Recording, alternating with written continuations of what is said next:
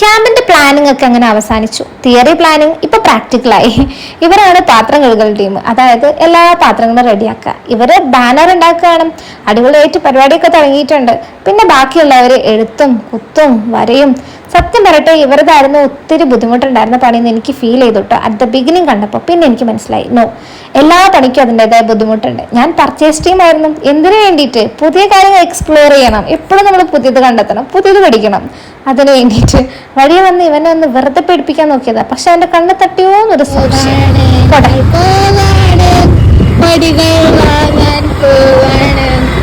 ആരാണ് സന്തോഷം ആഗ്രഹിക്കാത്തത്? അഭിജിത്തിന്റെ അവസ്ഥ അങ്ങനെയായിരുന്നു, ഭയങ്കര പരിതാപകരം.